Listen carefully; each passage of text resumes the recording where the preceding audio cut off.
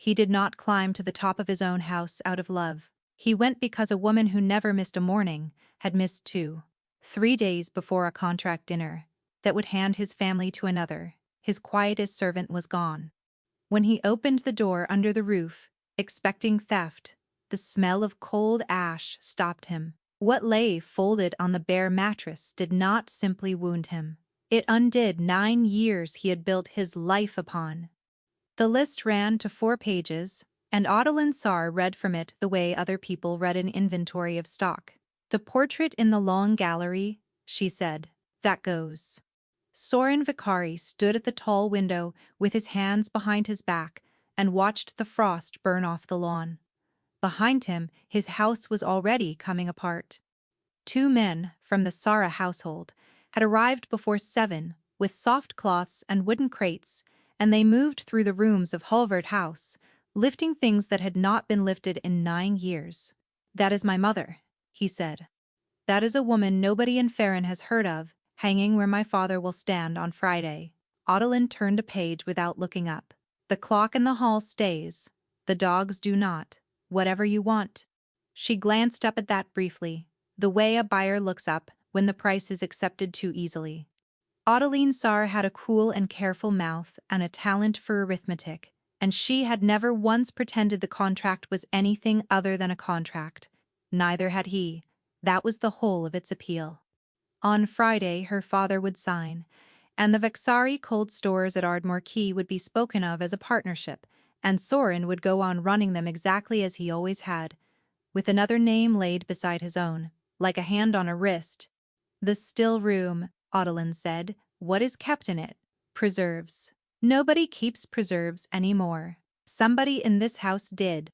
Somebody had been keeping them for 7 years, in labeled jars on a shelf nobody visited, and Soren knew it because there was a jar of quince on his breakfast tray every winter morning of his life, and he had never once wondered who put it there. The door at the far end of the gallery opened, and Lynette Marrow came through it with a folded sheet over one arm. She did not look at the men with the crates. She did not look at Adeline. She crossed behind them, laid the sheet over the long table so the dust from the wall would not mark it, and went out again the way she had come, and the whole of it took perhaps 12 seconds. Nobody thanked her. Nobody had ever needed to ask her. She had come down the back stair every morning for 7 years, and in all that time she had never once put her weight on the 4th step, which cracked like a struck match. The house had learned her by the small hitch of quiet where a footfall should have been. He could not have described her face to a stranger. He could have described that silence to anyone. "Who is that?" Adeline said. "The quiet one." "She has a name." He did not answer, because he did not have one ready, and because a thing had gone through him that he had no use for, at 8 in the morning, 2 days before a signing. In the spring, a chimney had caught in the still room at 2 in the morning. By the time the house woke, there was nothing to see but snow trampled black in the kitchen yard, and a scorched deal box sitting in it, and no damage anywhere, and no one had known who carried the box out until a week later. When Mrs. Oravent saw the burn on her forearm while she was reaching for a shelf, and asked her about it, and got a shrug for an answer, she had not woken anybody. She had not wanted the fuss. Adeline went back to her list. "The dogs," she said Friday. The rest of that day was ordinary. Soren signed what Osric Blaine put in front of him, and Osric Blaine had put things in front of him every day for 22 years, since before Soren was old enough to read them. At 6, he walked the cold stores at Ardmore Quay, with Tobin Ives half a step behind him, and came home at 9, to a house that smelled of other people's packing straw. The next morning, his coffee was cold outside the study door for the 2nd day running, in a cup he still did not recognize, and the 4th stair cracked like a struck match under somebody else's foot. She has not come down since Tuesday," Mrs. Vent said. She stood in the middle of the study, with her hands folded and her chin up, a woman of 60, who had run the domestic side of Halvard House since Soren's mother was alive, and who did not enjoy being in this room. "Since Tuesday," Soren said. Her linen is not in the basket, her tray is not in the scullery. I sent Delphine up on Wednesday, and got no answer through the door, and I would have come to you yesterday, sir, only Mr. Blaine said the matter was his. Behind her, at the corner of the desk, Osric Blaine did not move. He was a long, dry, courteous man, with gray at his temples and the calm of somebody who had never in his life been asked to explain himself. Girls leave, Blaine said. It is the season for it. They go home to a sick mother or a young man and they do not write, and in a week there is another one wanting the place. I did not think it worth troubling you in the middle of a negotiation. How many have left this year? 2. And did you trouble me about those 2? There was nothing in it. Then why is there a lock on this one? Soren said, in your voice. Adeline, who had been reading the seating plan at the window, put it down. Soren, it is a housemaid. She has held keys to every room in this house for 7 years, he said. She has been alone with that desk every morning at 6, while I was asleep upstairs. She has carried the post in from the gate. If she has gone to Farron, she has gone with the shape of my whole life in her head, and if she has not gone to Farron, then somebody took her out of my house while it was full of your father's men, and I would like to know which. The room was very quiet. Replace her, and be done, Adeline said. My father lands this afternoon, and I have 140 people to seat. Then seat them. Mrs. Vent cleared her throat. She had the look of a woman deciding, at 60, to be inconvenient. There is one thing, sir. A fortnight ago she asked me what date it was that your mother died. Blaine's head turned. She has never asked me anything, Mrs. Vent said. Not in 7 years, not so much as an afternoon off. And she asked me that, and then she asked me who had been driving the car. Soren did not look at her. He was looking at Blaine, who had gone very still in the way that quiet men go still, which is not stillness at all, but a great deal of work. And what did you tell her? That it is not a thing this house discusses. Send Ives up, Blaine said. No, sir. The top floor is mine. It has been mine since your father's time. There is no call for you to be on those stairs. Soren looked at him for a moment longer than the sentence deserved. Get me the key, he said. There was no key. Blaine went to the board in the passage and came back and said, with a small regretful spread of the hands, that it was not on its hook, that it had likely been on her belt when she went, and that this was rather the point he had been making.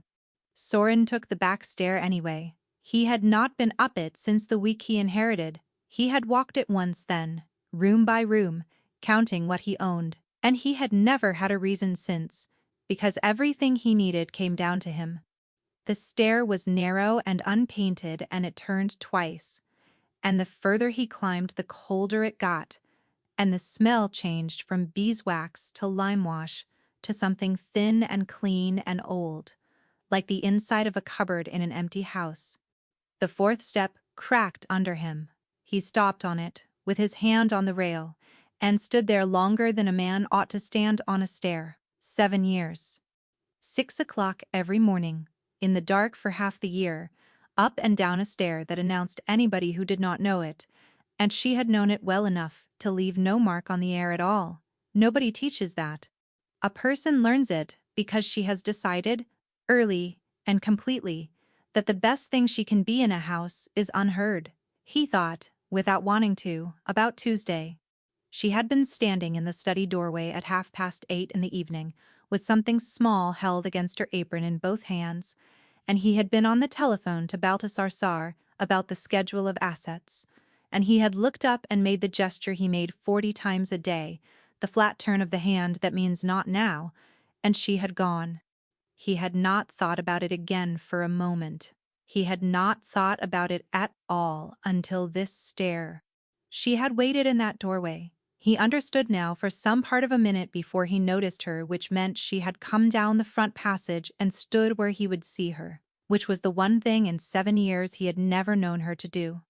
There was another possibility, and he made himself hold it in his hand and look at it. 7 years is long enough to be bought.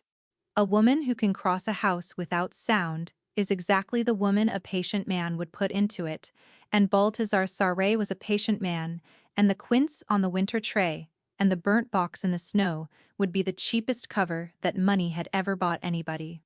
If that was what was waiting behind the last door on the left, then it would be dealt with, the way this house had always dealt with such things. He would not enjoy it.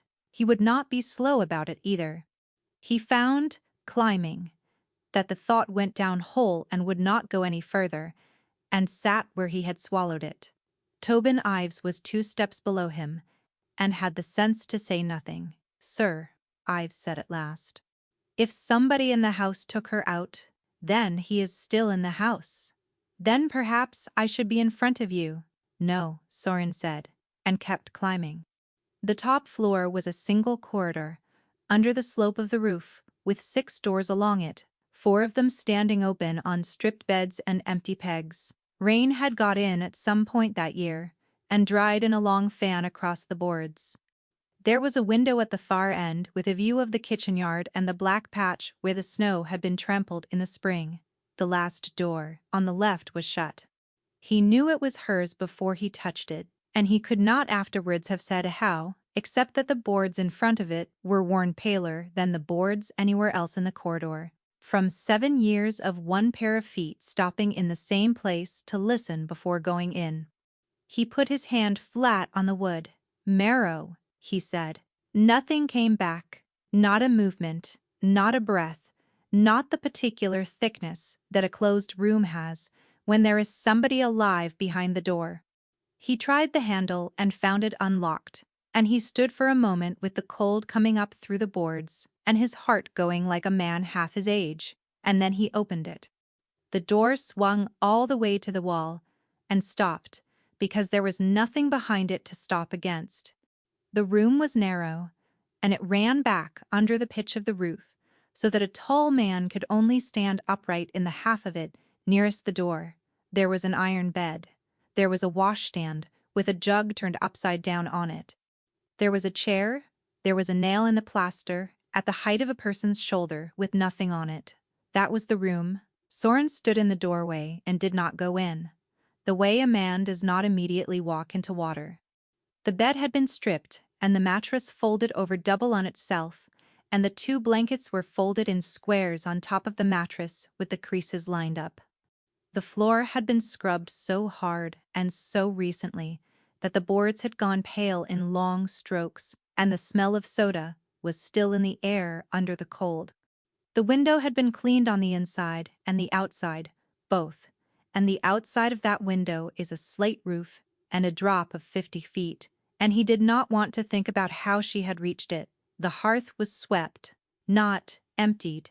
Swept, and then the ash, rigged flat and level with the back of a shovel, the way you leave a grate you do not intend to come back to.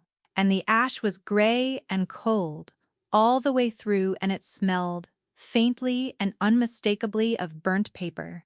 "Where are her things?" Soren said.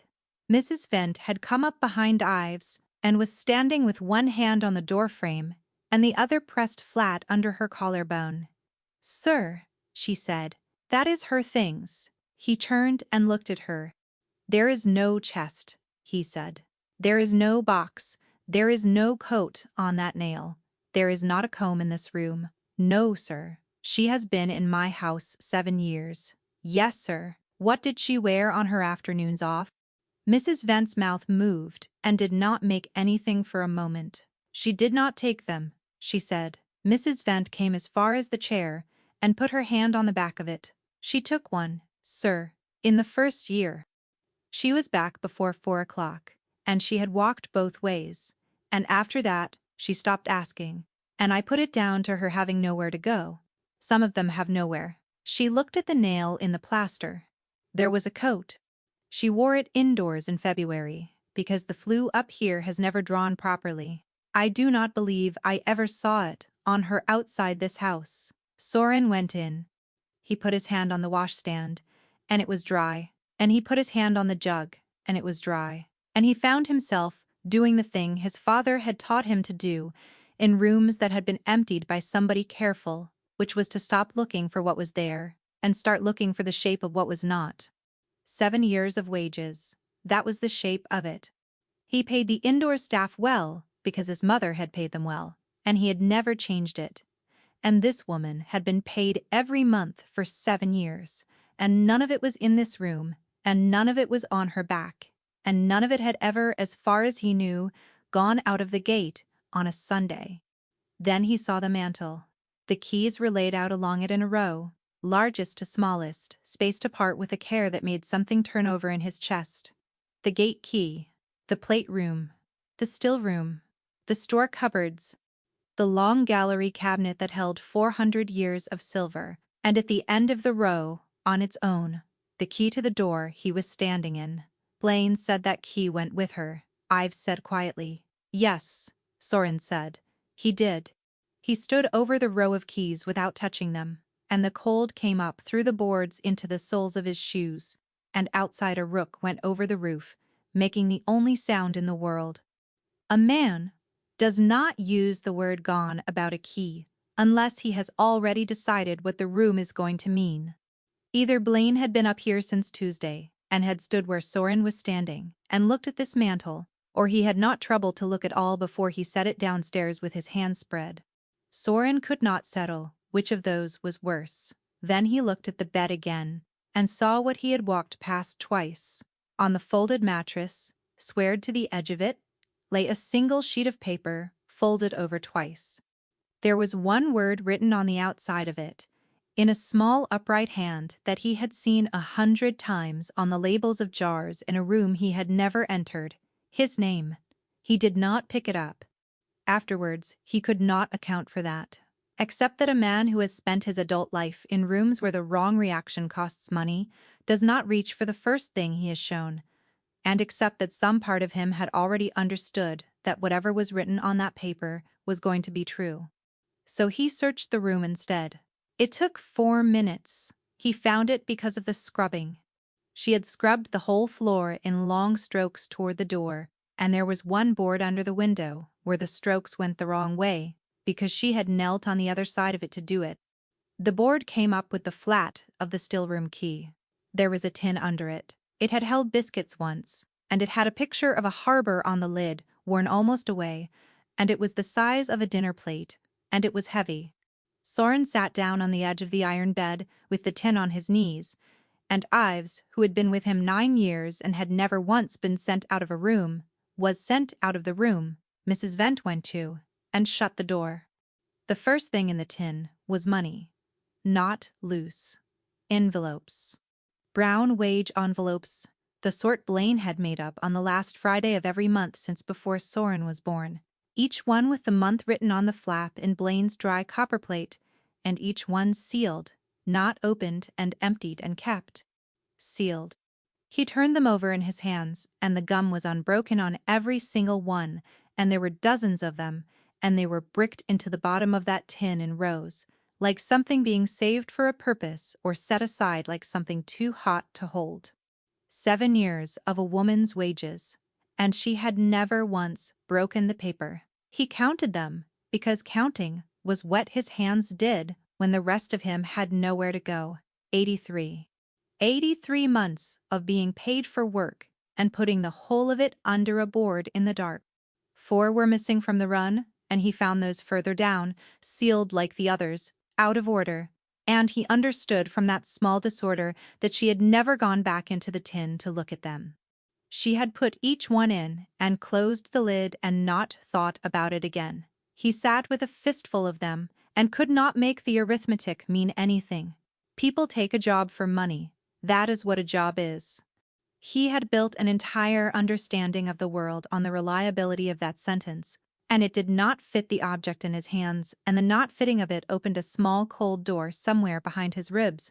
Under the money were the letters. He knew what they were before he had read a word, because they were folded the same way as the one on the mattress, twice, and because his name was on the outside of every one of them. He took them out in handfuls. Some were a single sheet, some were 4 or 5. The paper at the bottom of the tin was foxed and soft at the folds from being handled, and the ink on those had gone brown, and the hand on those was rounder and younger and more careful, and one of them was dated in the corner in her first winter in the house. In a month when he could not have told anybody that there was a new housemaid on the top floor at all. None of them had been sent. There was no crease across the middle where a letter goes into a pocket. There was no dirt on any edge. They had been written and folded and put in a tin under a floorboard by a woman who lived 2 floors above his head and passed his open door twice a day for 7 years. He read the top line of the one lying nearest his hand because he could not stop himself. "Sir, I did not say anything again today." He turned the sheet over, which he had no right to do, and there was writing on the back, and he read the last line of that as well. "I am not asking you for anything. I would like that to be clear, in case you ever read this, which you will not." Soren put the letters back in the tin very carefully, as if the room were full of people, and he did not want to be seen doing it. And he closed the lid, and he sat there in the cold with his hands flat on the harbor on the lid and his head down. The harbor on the lid was a real harbor somewhere. He found himself studying it as though he might recognize it, as though a picture worn off a biscuit tin were a thing a man could put a question to. Then he got up and took the folded sheet off the mattress and opened it. It began without a greeting, which was the first thing that hurt, because he understood immediately that she had not been able to decide what she was allowed to call him. "I am sorry to go like this. I know what it looks like, and I am sorry for that too. I have taken nothing out of the house, except the clothes I am wearing, and those were bought by your mother in the autumn before she died, and I have counted them as mine for 9 years, and I am sorry for that as well. My name is Lynette Marrow. I do not think anybody has ever said it to you. My father was Bastian Marrow, and he drove your mother's car on the night it went into the water below the Wickerby Bridge, and every person in this house believes that he had been drinking and that her death was his doing. And I came here at 20 years old to work in the house of the woman my father was blamed for, because I could not think of any other way to pay a debt that size, and because I wanted to be near the truth of it, and because I was a coward and could not bear to be anywhere else. I never meant to speak to you. I want you to know that. I did not come here to make you look at me. I came to be useful in the exact place where the harm was done, and if that is not a thing that makes sense, I can only say that it made sense to me at 20, and I have never once managed to put it down since. Now, the rest of it, because you have 3 days and you need to be quick. On Tuesday, I carried the post up from the gate, as I do. There was a packet in it from a firm in Farron, and it had come open at the corner. And I looked. I want to be honest and say that I looked on purpose. There is a schedule of assets going to Mr. Sarr on Friday, and it is not the schedule you have been reading. Yours has 9 pages. The one in that packet has 11. The 2 extra pages put the cold store leases and the 2 Ardmore berths into a holding company that is not yours, and the signature block on the last page has your name on it, and it also has Mr. Blaine's as an officer of that company, which he has been since the spring. He has not sold you a bad deal. He has sold you, and I have to write the next part badly, because there is no good way to write it. Mr. Blaine made up my father's wages the same as everybody's. In the 6 months before the bridge, my father was paid twice a month, and not once, and the counterfoils still exist, because after he died a man came from this house to our door and asked for them very politely, and my mother had already given them to the priest. My father could not read a schedule, and he could not have arranged anything, and he did not drink, and I have spent 9 years being told by everyone that he did. The proof is not in the house. If it were, I would have put it on your desk on Tuesday night, instead of standing in your doorway like a fool with it in my hands. I am going to get it. I would rather not say where, because if I am wrong about who else in this house belongs to Farron, then you will have this letter read out of your pocket by somebody, and because if I am right, then the only person at risk is me, and I would like to keep it that way. It is the one arrangement in my life I have ever been able to make. Do not sign anything on Friday. If you sign, none of the rest of it matters. If it goes badly, and I do not come back, the counterfoils are with the priest at Wickerby. His name is Father Ambrose Kell. He will put them into your hand if you tell him my father's name, and that I sent you. That is the only part of this letter I have been frightened to write down. There is a jar of quince at the back of the second shelf, in the still room. I put one up every autumn, and I am sorry there will not be one next year. You never asked who made them, and I was always so glad, because if you had asked, I would have had to answer you, and then you would have known my face, and I would have had to leave, years ago. Thank you for the winter. You told Mrs. Venn to have the top floor swept for chimneys. Nobody had ever done that. I do not think you remember it. I am sorry I never said good morning back. I heard you every time.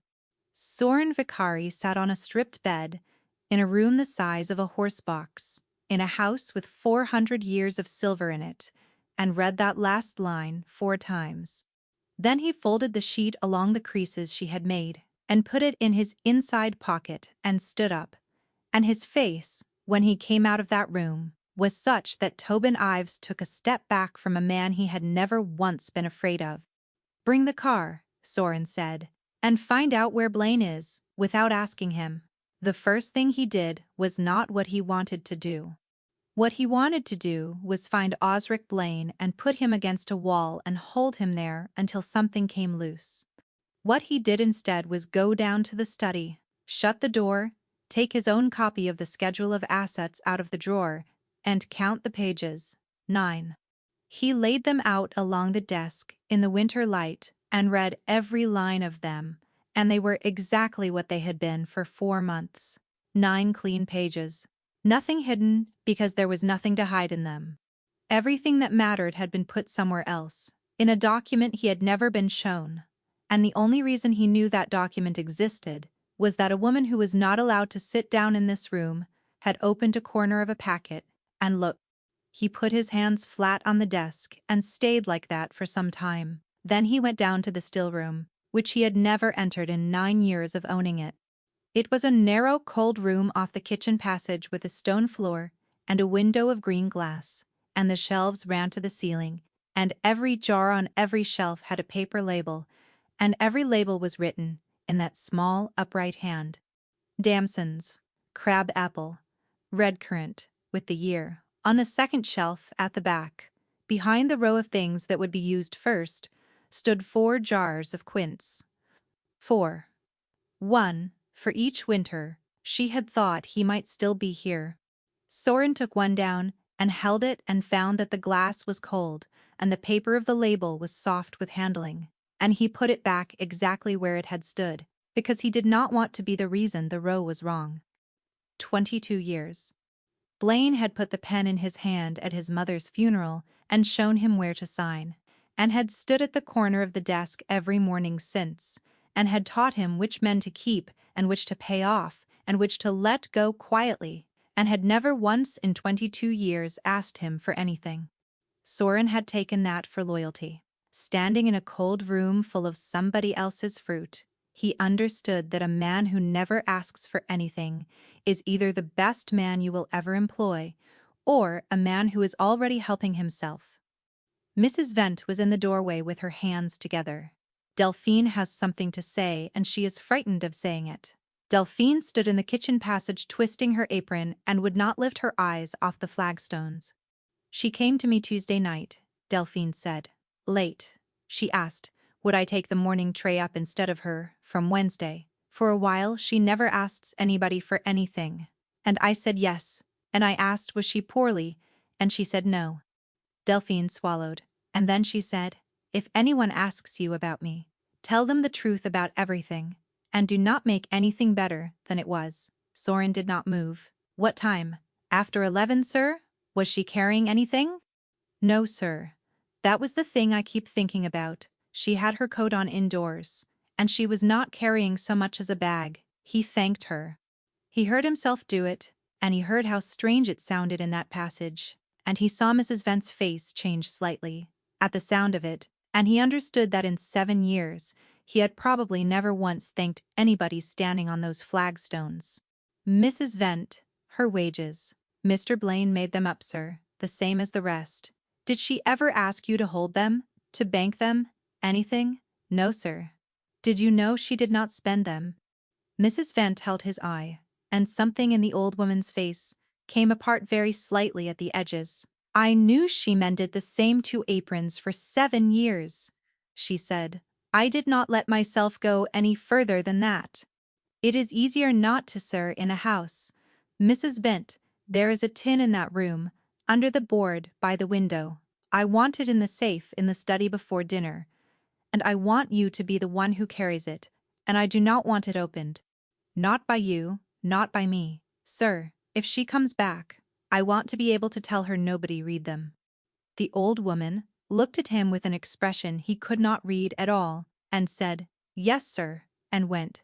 And he heard her on the back stair going up, and he heard the fourth step crack under her.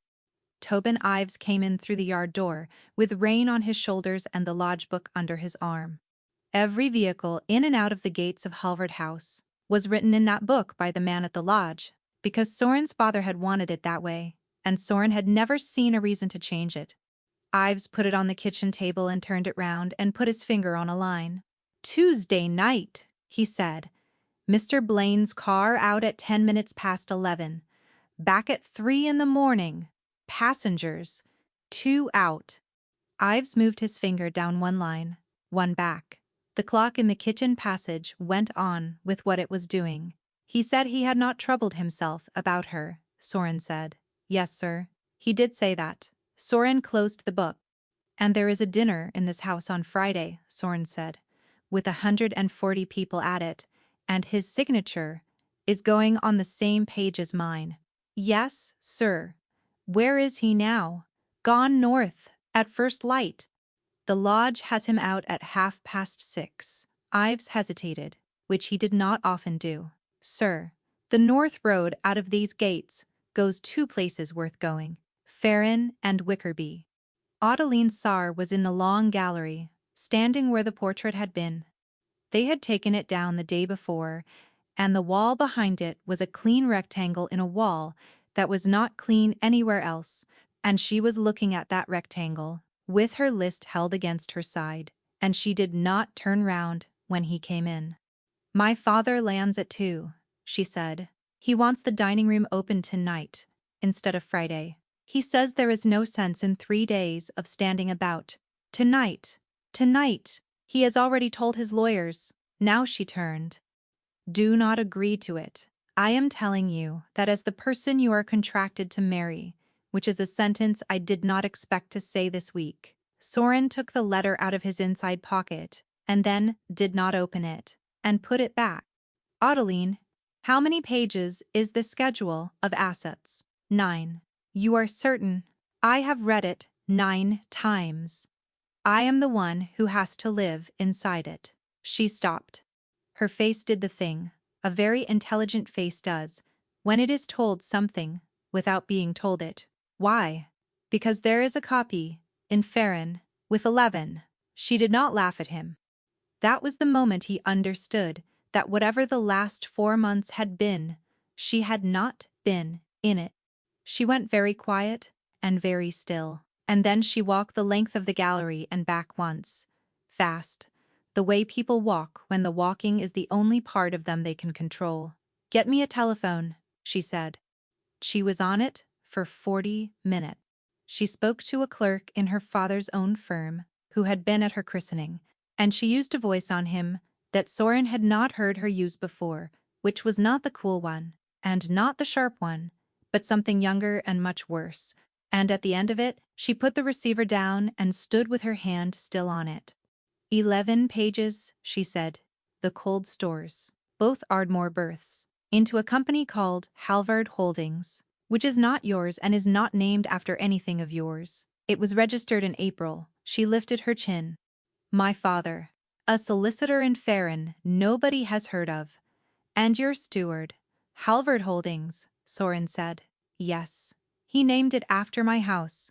He named it after your house, Adeline agreed. Because the paperwork has to look like something, and because men of my father's age enjoy a joke that only 3 people will ever get to read. And you, and not me. Her mouth went thin. I am on page 9, Soren, I am in. The part that gets moved. He is not marrying me to you. He is parking me here while he takes the freight, and then he will find somewhere else to park me, and I will be 40 years old and I will still be an entry on a page. I have known my father for 32 years, and I did not think he would do it to me in writing. She sat down on the edge of a crate, in a gallery full of her own family's packing straw, and put the heels of her hands against her eyes for exactly 2 seconds, and then took them away, and was a Sarah Jale. What do you want? She said. Your copy, the 11-page one, signed for, by the clerk, dated, and out of Farron before your father lands. That will end me with him. Yes. Adeline looked at the clean rectangle on the wall, put her portrait back up. She said, I want it there tonight. Down at the end of the gallery, 2 of her father's men were carrying a crate out to the yard, and she watched them do it. And she did not tell them to stop. And Soren understood that she was deciding something that was going to cost her a family. Put it back, she said to them. All of it. Every crate in this house goes back where it came from, and the portrait goes up before 6. One of them started to say that Mr. Saar had given instructions. Mr. Saar, said Adeline, has given a great many instructions this year. Put it back. He told her about the letter then, not all of it. He told her there was a woman who had been in the house 7 years who had seen the packet and gone, and that his steward's car had left with 2 people in it and come back with one, and Adeline listened without interrupting once, which he had not expected either. Is she alive? Adeline said. She wrote the letter after she saw the papers. She left after that. She was not taken out of here. She walked. Delphine saw her go. Then where was Blaine's car going at 11 at night with 2 people in it? Dat, Soren said, is the question I have been carrying up and down stairs all morning. I've found the answer at noon, and it was smaller and worse than either of them had built. The second man in Blaine's car had been the lodgekeeper's brother, who was a driver Blaine used when he did not want his own hands on a thing, and the car had gone as far as the crossroads at Sarn, and dropped him there with money and a description, and had come back. The description was of a woman on foot on the North Road. He did not take her, I've said. He put a man on the road ahead of her. The distinction sat in the room and did not improve with sitting. A man who takes a woman out of a house has done a thing that can be pointed at. A man who describes her to somebody at a crossroads and drives home and is back in his own bed by 3 has done nothing at all and can stand at the corner of a desk the next morning, with his hands spread, and say that girls leave, it is the season for it. How far is the crossroads at Sarn from the North Road? Soren said. On foot? If she went round by the fields and kept off the road 2 days. Ives paused. She would have had to keep off the road, sir. She has no money. She has 83 months of money, Soren said. Under a floorboard in my house. Soren was already moving. Wickerby, he said. Now. And telephone the presbytery at Wickerby before we are out of the gates, and if a man answers who is not 80 years old, tell me before we get there. Wickerby was 31 miles north, and the road went up out of the wet fields and onto the moor, and the last 5 miles of it ran along the top of a valley, in a wind that came across the car in slabs. The bridge was at the bottom. Soren had not been over it in 9 years. He had gone the long way round for 9 years, through 2 other villages and 11 extra miles, and had never once said out loud that this was what he was doing. It was a low stone bridge with a parapet on one side and a black pool below it, where the river turned, and Ives slowed, without being asked, and neither of them said anything until they were up the other side. The church stood above the village, with a yew in the yard, and a porch with a bench in it. Father Ambrose Kell was 81 years old, and he came to the presbytery door in a cardigan, with a pen still in his hand, and he looked at the car, and at Ives, and at the cut of Soren's coat, and his old face closed like a shop. A man came at 8 this morning, he said, grey at the temples, very polite. He wanted papers, he said, were the property of a house. What did you tell him? That I am 81 and I have been robbed of my patience by better men than him, Father Kell's chin came up. "Who are you? Soren Vicari?" "Ah," said the old priest, and it was not a friendly sound. "Her father was Bastian Marrow," Soren said. "She sent me." The old man's hand tightened on the door frame. "Say the second part again." "She sent me. She wrote it down. She said you would put them into my hand." Father Kell stood there in the wind for a moment with his cardigan flapping. "You have a great deal of nerve," he said, "arriving in that coat and saying that name to me. I buried Bastian Marrow. Do you know how many people came? 4. His wife, his daughter, myself, and the man who dug it. Every soul in this village had been told what he did to your mother, and not one of them could look at his box." "I was told the same thing," Soren said. "Yes. You had the advantage of being told it by the person who arranged it. She is in the porch. She would not come in.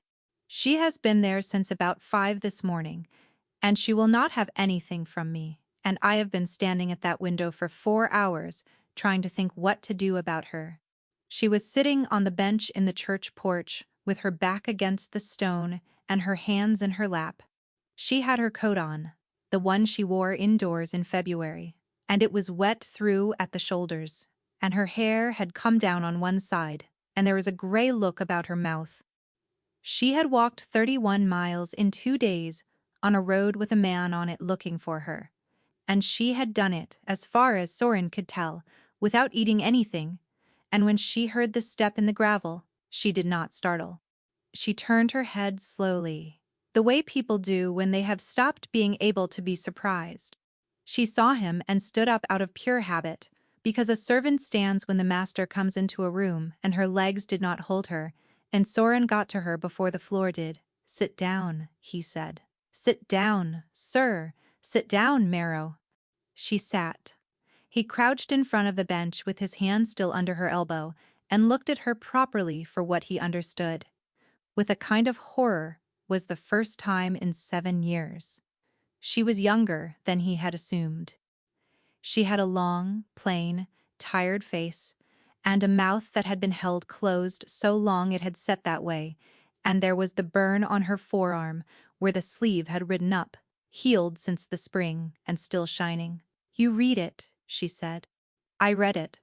You were not meant to come. I know. I said do not sign. I did not say, drive to Wickerby. I have noticed," Soren said, "that you give a great many orders for a woman who has never once spoken to me." Something went across her face that on anybody else would have been a laugh. He took his coat off and put it round her, and she went rigid under it, and started to say that it was not necessary, and he told her to be quiet, and she was quiet, and he found that having got the coat onto her, he did not know what to do next, and so he did the only thing he could think of, which was to go and ask the priest for hot tea with a great deal of sugar in it, and stand there while she drank it. Her hands were not steady enough at first. He held the cup, and she looked at the wall over his shoulder while she drank, because being looked after was clearly the most frightening thing that had happened to her in 2 days. "He came to the door at 8, she said. "Mr. Blaine. I was in the U. I could see his shoes. You were 4 yards from him. I have been 4 yards from that man every day for 7 years, she said. It is the safest distance there is. You cannot be looked for if you are already in the room." She put the cup down on the bench with both hands carefully, the way she put everything down. "Your feet," he said. "They are all right, Marrow." "They are not all right," she said. "But there is nothing to be done about them in a porch."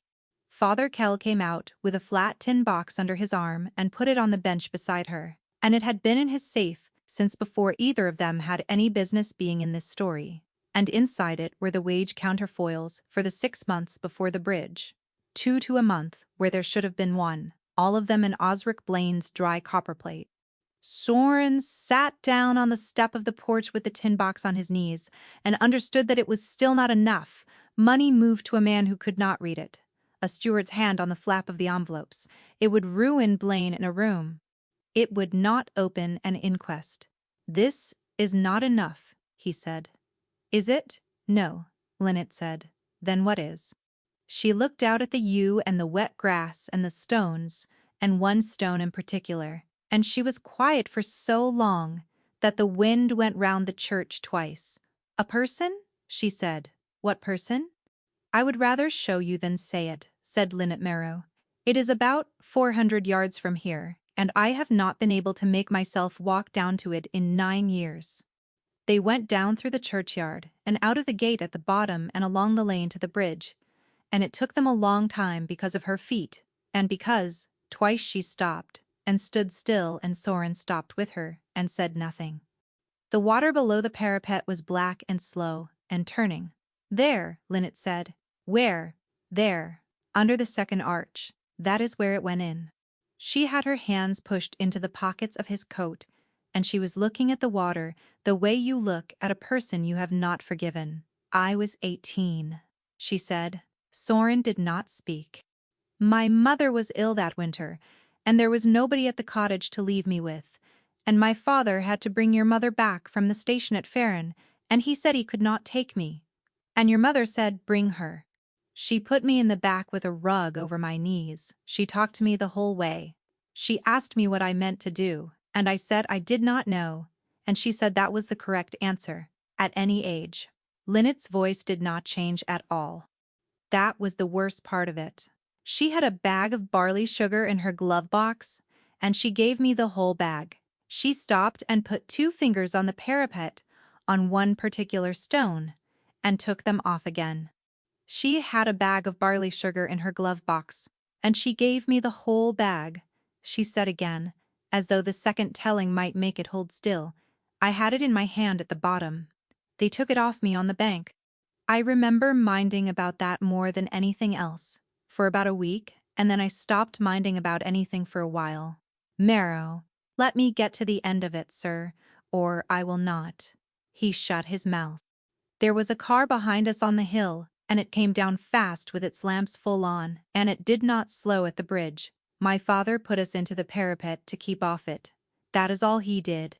He was not drunk. He had had nothing. He was a man who did not. And he turned the wheel to keep a car off us, and the stone gave and we went over. The wind came up the valley and moved the water and moved it back. "The car came up cold," she said. "It filled from the front. My father did not come up at all. And I want you to understand that I have gone over that 1,000 times, and I do not think he was alive after the parapet. Your mother got the door behind her open, and she got me through it. She had hold of the back of my dress. She put me at the stone there, the one with the iron ring in it, where the boats used to tie, and she put my hands on the ring and closed them." Linnet stopped, and she went back down for my father. Soren put his hand on the parapet. He had been 23, and in Farron, and Blaine had come to him at 4:30 in the morning and stood in the door of his room and said that there had been an accident on the Wickerby Road and that the driver had been drinking. Those were the words. There had been an accident, and the driver had been drinking, delivered in that dry, courteous voice, at 4:30 in the morning, by a man who had come up from the water, not 4 hours before it. 9 years of going the long way round. 20 extra miles, twice a year, so as not to cross a bridge, and the whole time the thing he was avoiding had been standing at the corner of his desk, every morning, saying good day to him. "She did not come up either," Linnet said. "They found me on the ring at first light. I could not open my hands. They had to take my fingers off it, one at a time. The river went on doing what it did." "So," she said, "now you know why I could not say good morning." "No," Soren said. His voice did not work properly, and he did not try to fix it. "No, I do not know that, because your mother is dead in that water instead of me." She said it perfectly evenly, as a fact that had been filed for 9 years. "Because every morning for 7 years I carried a tray to a man whose mother drowned putting a driver's daughter on a stone. There is not a way to say good morning after that. I looked for one. I wrote it down a great many times." Soren turned round and put his back against the parapet and looked up at the church on the hill, because he could not look at her and get the next sentence out. "My mother," he said, "was the only person in that house who ever went back for anybody. Not once. As a general practice, she went back for my father in every kind of trouble he made for himself, and she went back for tenants, and she went back for a stableman who stole from her twice. He breathed out. You are not the reason she died. You are the last thing she did. There is a difference, and you have had 9 years of the wrong one. Lynette Marrows stood very still on the road, with her hands in his pockets, and said nothing at all. Tell me about the car, Soren said. She was grateful for that. He saw her be grateful for it. It stopped at the top, she said. It did not drive away. It came back to the top of the bridge, and it stood there, with its engine going, and a man got out and came to the parapet and looked down at the water, and got back in and turned and went north. She paused. He did not run. That is the thing I could never get anybody to hear. A man who has had an accident runs, or he comes down the bank. This one stood and looked and went. Did you see his face? No. I have never said I saw his face, and I never will. And if I say it in a room full of lawyers, I will be caught out inside a minute. Her chin came up a fraction, but I saw his car in the lamps of the one going into the water. It was a dark saloon, and the offside front lamp was broken, and the glass was gone out of it, and it had been broken before that night, because there was rust in the rim. Soren thought about a dry, copperplate hand. Blaine keeps the house accounts. He has kept them for 22 years, Lynette said. He keeps them beautifully. Every lamp, every tire, every gallon. He has never once thought that anybody would go and look at 20 years of them for a piece of glass.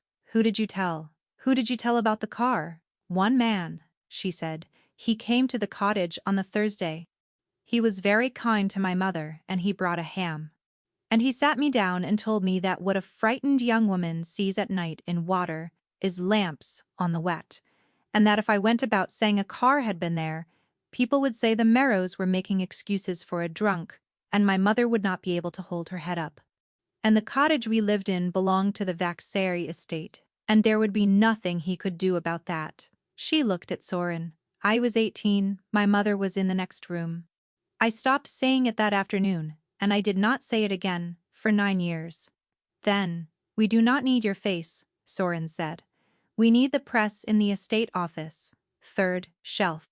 If Ives goes in through the yard door, he can have the year out and back in the car before anybody thinks to wonder where the account books are. He will not let Ives near that press. He will not be watching Ives, Soren said. He will be watching me, and I intend to give him a great deal to watch. Lynette looked at him properly, then for the first time since the porch, and there was something in it that was not deference, and was not fear, and was not habit. And it went through him, like weather. You are quick, she said, as if she were noting down a fact about a stranger. I have been slow for 7 years, Soren said. I am making it up in one afternoon. Ives was coming down the lane from the church at a pace that meant something. Sir, the house. Mr. Saar landed at 12:30, and he has moved the dinner to tonight, 8 o'clock. His lawyers are already at the table, and Mr. Blaine came back through the gates 20 minutes ago, and he is having the study opened. Soren looked at his watch, and then at the woman in his coat with the ruined feet. Can you stand up for 2 hours? Yes. Do not answer that quickly. I need it to be true. I have stood up for 12 hours a day for 7 years. In that house, Lynette said. I can stand up in it for 2 more. I want the ledger in that house before he is, Soren said. And I want the doctor at 8, and I want nobody told that she is with us. Not the kitchen, not the lodge, sir. And Ives, the front door, not the yard. Ives looked at the woman in the coat and said, Yes, sir, in a way that suggested the yard had not occurred to him. They put her in the back of the car with the tin box of counterfoils on her knees. And Father Ambrose Kell got in beside her in his good coat with his hat on, because he had said, in a voice that did not invite discussion, that he had buried the man and he would be at the table when the man's name was put right. At the top of the hill, she said, Sir, Soren, I would rather not, if it is all the same. She was looking out of the window at the moor going past. I would like one thing, though, if I may. When we get there, name it, I have lived in that house 7 years, Lynette said, and I have never once gone in at the front.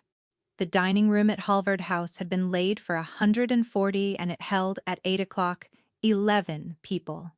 Because Adeline Sarr had spent the afternoon on the telephone canceling a dinner in her father's name without her father's knowledge. The portrait was back on the wall. Somebody had got it up there in an afternoon and had not quite got it straight, and Soren had left it crooked because the woman who would have straightened it was sitting in a car at the top of the drive with her feet bandaged, waiting to be sent for. The crates were gone out of the gallery. The dogs were in the hall. Balthazar Sarr sat at the middle of the long table, with his hands folded on the cloth.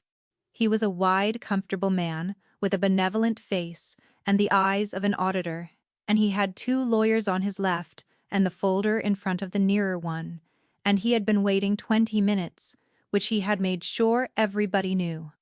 Osric Blaine stood at the corner of the table where he had always stood. "You have kept your own dinner waiting," Balthazar said pleasantly. "I have been in Wickerby," Soren said. Nothing moved in Blaine's face. That, in the end, was what convinced Soren completely. Because an innocent steward would have asked what on earth his employer had been doing in Wickerby. "Read the schedule," Soren said aloud. "All of it." The nearer lawyer looked at Balthazar, and Balthazar made a small permitting gesture, and the lawyer read 9 pages aloud in a flat voice, while the soup went cold in the kitchen, and nobody ate anything at all. "Thank you," Soren said. Adeline. Adeline Sarah put a second document on the table. It was tied and it had a clerk's receipt stapled to the corner, dated that morning, out of her father's own firm. "Read that one," she said. Balthazar Sarre looked at his daughter for a long moment. Then he said, "Adeline," in the voice of a man closing a door on a dog. "Read it," she said. It took the lawyer 4 minutes to get to page 10, and by then, nobody in the room needed him to go on. Halvard Holdings, registered in April. The Cold Stores, both Ardmore berths. 3 officers, named at the foot of page 11, and the third of them standing at the corner of the table with his hands behind his back. "That is a draft," Balthazar said. "Faye. Drafts are not instruments. My daughter has brought you a working paper, and I would ask her, in front of witnesses, where she got it from." Hallam, Adeline said. "Who has known me since I was christened and who signed for it, which is why there is a receipt on the corner, which you have not looked at because you already know what it says. It is still a draft. Then withdraw it," she said. "Now, on the cloth, tell your own lawyers to strike pages 10 and 11, and initial the strike, and we will all go on with the evening." Balthazar Sarre did not move. The silence went on rather too long for a man with a benevolent face, and everybody at that table watched him not move. And Soren understood that Adeline had just ended her father in his own trade, without raising her voice, and had done it with her back to a portrait of a woman she had ordered off the wall the day before. "Well," Balthazar said at last. "Business." "No," Soren said. "Not yet." He nodded to Ives at the door, and Ives went out, and the front door of Halvard House was heard to open at the other end of the hall.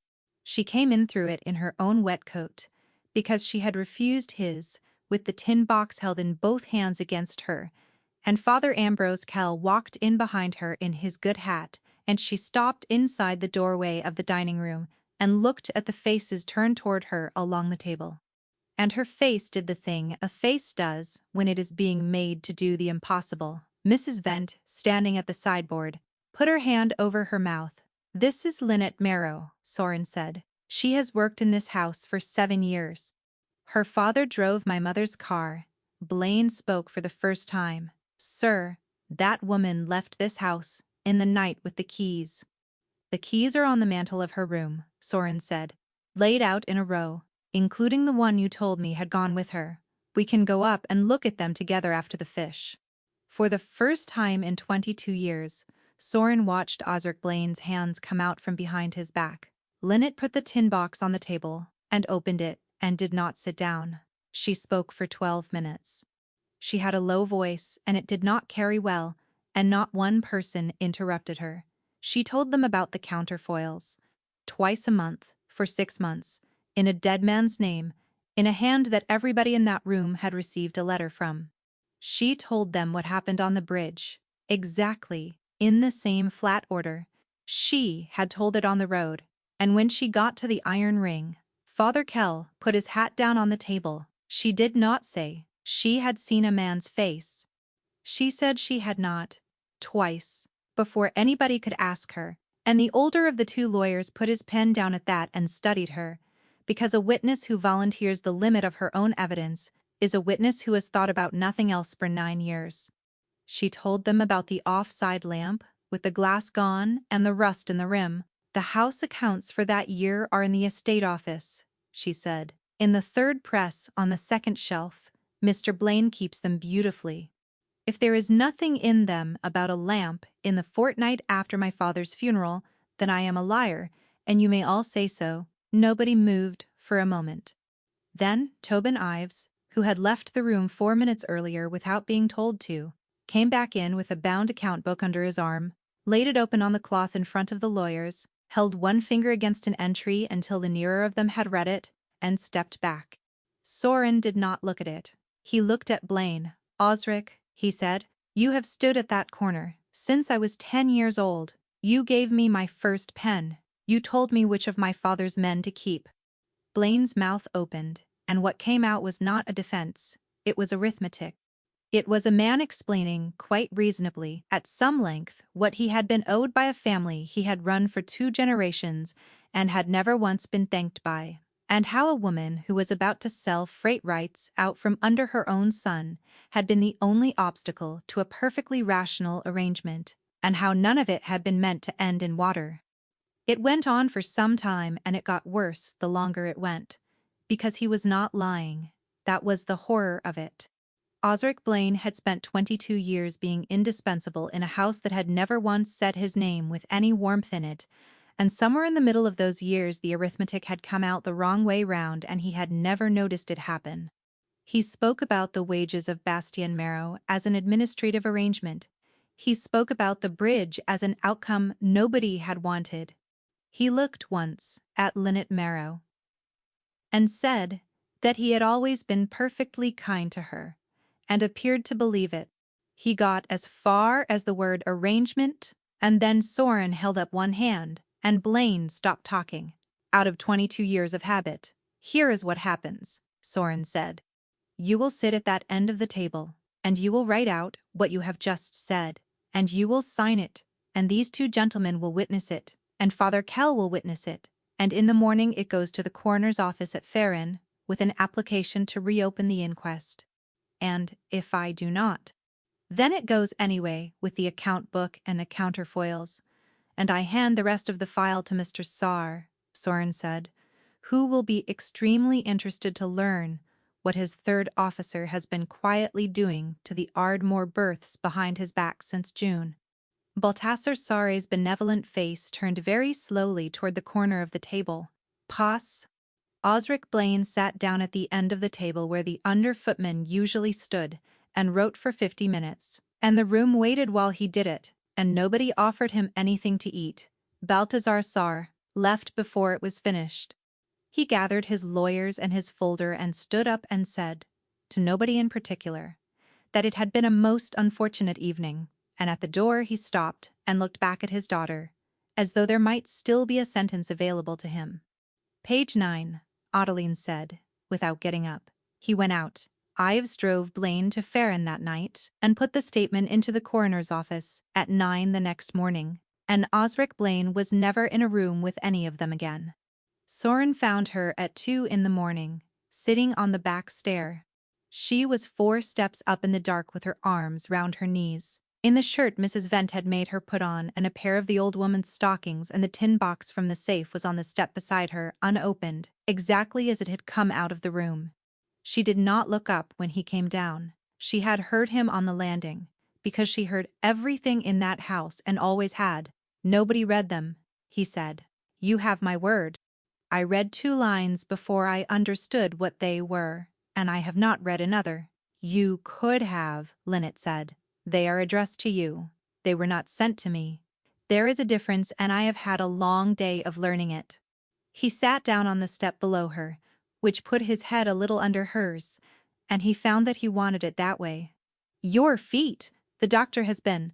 You told him to come at midnight, and he came at midnight, and he was very cross about it. A pause. Thank you. Say the rest of it. There is no rest of it. There is 83 months of it, Soren said, in a tin. She looked at the harbor on the lid. I could not spend it, she said. That is all. I would take the envelope and go up the stairs and put it under the board. And if I had opened one, I would have had to decide that I was a person who could take money from this house, and I could not get across that, so I did not open one. And then there were 9 of them, and it was easier not to. And then there were 40. Open one, Soren said. 1. Now while I am sitting here so that it is done, and so that neither of us has to be brave about it a second time. She looked at him. Then she took the lid off the tin and took out the envelope on the top of the pile, which was last month's, and she turned it over twice, and she put her thumb under the flap and broke the gum. The sound of it in that stairwell was enormous. She looked at what was inside as though it were something she had found in the road. It is yours. It has been yours every month for 7 years, and it will go on being yours whether you stay in this house or you never come through those gates again. And I want to be clear with you that those are both real. You are not a debt. There is no debt. There never was one. And the man who told you there was has gone to Farron in the back of my car. Lynette Marrow put her hand flat on the lid of the tin. I would like a stone for my father, she said. With the truth on it, not much, his name, and that he was a careful driver. There will be a stone. There will be a stone if I have to carve it, and there will be 19 people at it, and Father Kell is going to want to say something at length, and you are going to have to let him, and the rest of it can go back to the house. No, Soren said. Sir, no. Buy a coat that has been outdoors. He heard his own voice go, and let it. Buy a comb. Take an afternoon. Take 50 afternoons. You have 7 years of them owing, and Mrs. Vent has been keeping the book on it, and she is not a forgiving woman about that sort of thing. Something happened at the corner of Lynette's mouth that she had clearly not given permission for. There is a room on the 1st floor, Soren said, that has been shut since my mother died, and it is warm, and the flue draws, and you are going to sleep in it tonight, because the doctor has told me you are not to go up 2 flights on those feet. That is the whole of the arrangement. It is not an offer, and it is not a promotion, and there is nothing behind it. I want you to be able to hear a sentence from me without looking for the price on it, and I understand that is going to take a while. It is going to take a while, Lynette agreed. They sat there for a while in the dark of a house that had, by then, no crates in it anywhere. I am going to answer it, Soren said. Answer what? Your letter. It is in my pocket and it will stay there, and I am going to answer it properly, on paper, and it is going to take me a long time, because I have never written one, and I am going to be extremely bad at it. He turned his head. You had 7 years of practice at it. I am asking for a fortnight. He did write it. It took him 19 days, and Mrs. Vent found 4 beginnings of it in the study grate, and did not mention them to anybody, and when it was finished, it was 2 pages, and it was, as promised, extremely bad. It said that he had eaten quince every winter for 7 years, and had never wondered. It said that a man who cannot hear the person carrying his coffee has arranged his life so that he will not have to. It said, near the bottom, in a hand that had gone unsteady by then, that his mother had put her hands round a frightened young woman's hands and closed them on an iron ring, and that he had spent 9 years believing the wrong thing about the last minute of his mother's life, and that Lynette Marrow had been carrying the right one up and down his back stairs twice a day the entire time, alone, because a courteous man with a ham had told a frightened girl of 18 to keep it to herself. She read it in the still room with the door shut, and came out an hour later with her face washed. Lynette did not say anything for so long that he thought he had got it wrong. You have never said my name, she said at last. In there, tonight. You said it to a room full of strangers. But not to me, Lynette, Soren said. She put her face down on her knees and did not make any noise at all, and he sat on the step below her and did not touch her and did not go away, which was, he understood, the entire job. The inquest at Farin was reopened in the spring, and it sat for 4 days, and the verdict on Bastien Marot was set aside, and there is a stone in the yard at Wickerby, now with his name on it and the words she chose. 19 people came. Father Ambrose Kell read, and got through it, and cried afterwards, in the presbytery where nobody could see him except Mrs. Vent, who told nobody except everybody. Adeline Scher took the northern freight out of her father's hands in June, by a method Soren admired enormously and asked no questions about, and the contract between the two houses was torn up and replaced by one that runs 11 pages and is, at her insistence, read aloud every year. She and Lynette write to each other. Soren has been shown none of it, and has learned not to ask. Delphine is the parlor maid now, and takes no trays up any stairs at all. Mrs. Oravent retired in the summer, and then did not, on the grounds that somebody had to teach the new housemaid the flues, and she has an armchair in the kitchen passage that nobody is allowed to sit in. The room at the top of the back stair was cleared, and the bed taken out, and the nail pulled from the plaster, and there is a window seat up there now, and the window is the cleanest one in the house, because a person who once washed the outside of it standing on a slate roof will not let anybody else touch it. And in the autumn there were 4 new jars of quince on the second shelf of the still room, and Soren came down and stood in the doorway of that cold green room, and asked out loud who had made them. I did, said Lynette Marot, and did not look at the floor when she said it. He had begun to think that the house had simply forgotten how to have her in it. She still moved through it without sound. Most days. Some habits are 7 years deep, and a man who expects them gone in a season is a fool.